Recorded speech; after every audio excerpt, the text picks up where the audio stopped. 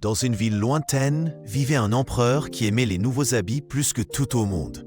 Il passait toutes ses journées à penser à quoi mettre et s'habillait tout le temps avec de beaux costumes différents. Les autres rois aimaient les réunions et les guerres, mais cet empereur-là ne pensait qu'à changer d'habit. Les gens en ville chuchotaient qu'il passait tout son temps dans sa garde-robe au lieu de gouverner.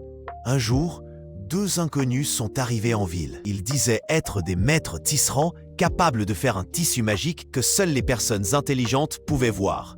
L'empereur entendit parler du tissu magique. Il adora l'idée de pouvoir voir qui était intelligent à sa cour. Alors il donna aux tisserands des tas d'or pour qu'ils commencent leur travail. Les tisserands installèrent de grands métiers à tisser en bois dans une pièce lumineuse et firent semblant de travailler. Ils demandèrent la soie et les fils d'or les plus chers, mais ne mirent rien sur le métier.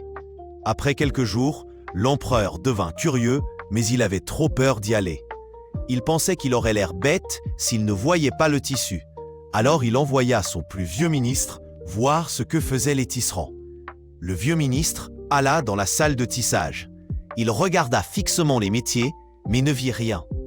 De peur que les autres le trouvent bête, il dit au tisserand que le tissu était magnifique. Le ministre retourna voir l'empereur et lui dit que le tissu était superbe, avec de grands mots. L'empereur parut soulagé et encore plus impatient de le voir lui-même. L'empereur envoya un autre fonctionnaire, espérant une réponse différente.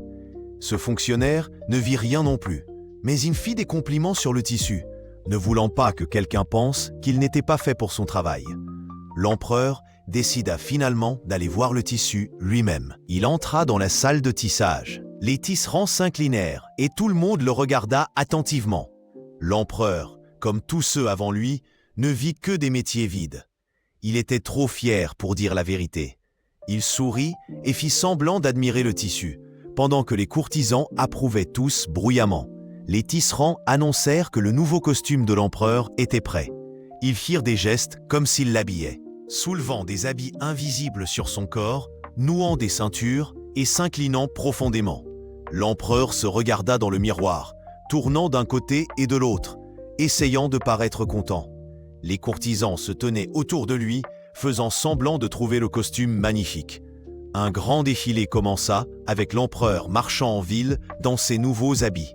Les gens applaudissaient et acclamaient, tous faisant semblant de voir les habits, jusqu'à ce qu'un enfant crie « Mais l'empereur n'a rien sur lui !» La foule devint silencieuse, puis les gens commencèrent à chuchoter la vérité, riant nerveusement. Le visage de l'empereur devint tout rouge.